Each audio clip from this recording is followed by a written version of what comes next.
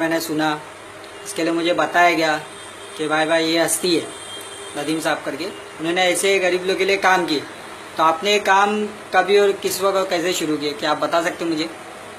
ये 2013 में मैंने इस संस्था का मतलब एक ओपनिंग किया था जी।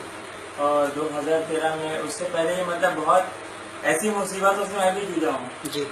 रात के 1:30 2 बजे किसी को हॉस्पिटल लेके जाना है या जी। किसी बहुत सारी परेशानी में। तो यहाँ पे बहुत सारी ऐसी प्रॉब्लम्स होती थी हॉस्पिटल के अंदर जी। कि डॉक्टर्स बैठे हुए हैं, पेशेंट को सही तरह से मतलब ट्रीटमेंट जो उनको मिलना चाहिए वो नहीं मिल रहा है उनको। और उसके साथ साथ में उनके साथ में जैसे लैंग्वेज में बात करना चाहिए वो लैंग्वेज वो लोग बराबर यूज नहीं कर रहे हैं, उनको भगा रहे हैं, लाइन में लगा रहे हैं, मतलब उनके साथ में गलत अत्याचार ऐसा कुछ ऐसे माहौल थे। तो ये सब चीजें मैंने देखी। तो ये मतलब जब आपको इसकी इत्तला दी जाती थी, जैसे कि मतलब आपको बताया जाता कि भाई इस जगह पे ऐसी ऐसी चीजें हो रही, तो आप अकेले जाते, तन्हा जाते थे कि आपके साथ कोई साथ में होता था आपका? नहीं, उस वक्त एक्चुअली मैं अकेला था जी। उस वक्त मैं अकेला था, लेकिन फिर भी एक हौसला बुलंद था जी। कि मैं अकेले फाइट करने में हमेशा मतलब इस काम को अंजाम दे सकते? अकेला। तो अभी आपकी मतलब अभी और क्या क्या मतलब ऐसी ख्वाहिश है कि मतलब आप इस काम को कहाँ तक लेके जा सकेंगे? मैं तो चाहता हूँ कि बहुत सारे हमारे देश के अंदर, हमारे भारत के अंदर कमियां हैं जी। इसको मैं चाहता हूँ कि इसको परफेक्ट करना जी। इस सिस्टम को पूरी तरीके से चेंज करना जी।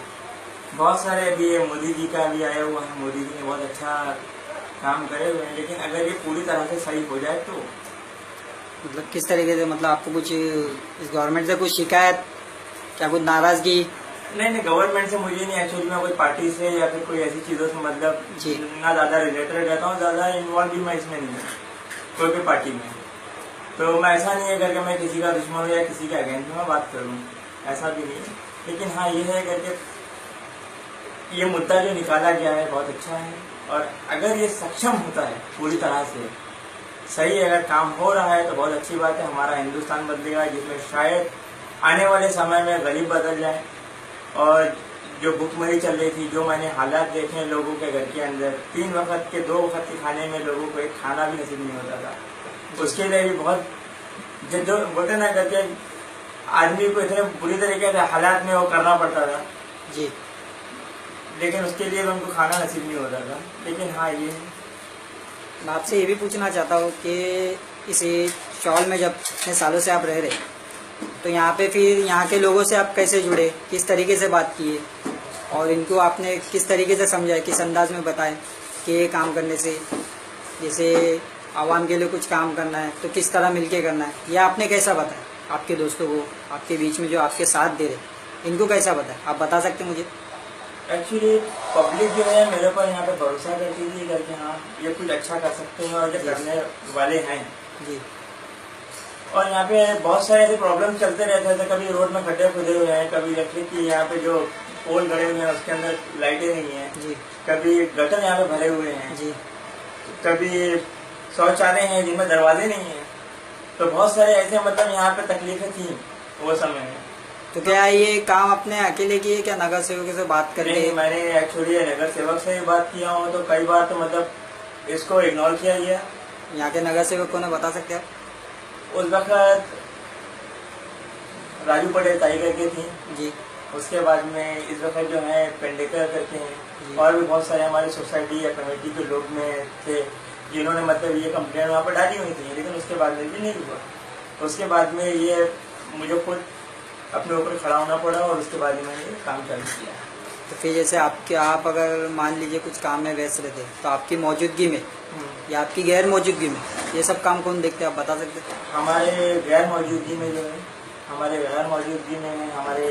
इधर ये आबिद भाई हैं जी, जो हमारी मानव सेवा संस्था के जो है बहुत अच्छी पोस्ट के ऊपर है और उनका बहुत अच्छा काम है। एक संचालक की इनको मैंने किया हुआ है और उसके ऊपर ये अपना काम कर रहे हैं, बहुत अच्छा इनका काम चल रहा है।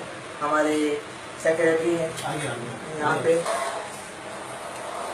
उसके बाद में मुंबई अध्यक्ष हैं वहाँ पे, हमारे मानव सेवा संस्था के खजीनदार हमारे राजा भाई, ये हमारे ये भी संचालक ही हैं जी वाहिद जी। तो इन सब ने मिल करके हमारे साथ में हम लोग ने एक पूरी एक यूनिटी बनाई। यूनिटी का बनाने के बाद में हम लोग ने एक एरिया से ना ये शुरुआत की। जी एक एरिया से शुरुआत करी, आज बहुत अच्छा हो गया है करके हमारा। हम लोग ने बहुत सारे लोगों के इलाज किए हुए हैं, टीबी के, कैंसर के, और बहुत सारे हमने छोटे छोटे ऐसे पब्लिक के जो भी आयोजन रखे हुए हैं हमारे एरिया के अंदर, अलग अलग एरिया में। आज बहुत सारी जगह पे हम लोग ने मतलब छोटी छोटी जगह पे हम लोग मानव सेवा संस्था के जो लड़के लोग हैं हर तरफ फैले हुए हैं। बहुत बहुत शुक्रिया आपका MVW न्यूज़ से बात करने का। मैं आपका आभारी हूँ जो आपने मुझे कुछ वक्त, आपका जो कीमती वक्त था मुझे दिए। शुक्रिया, धन्यवाद।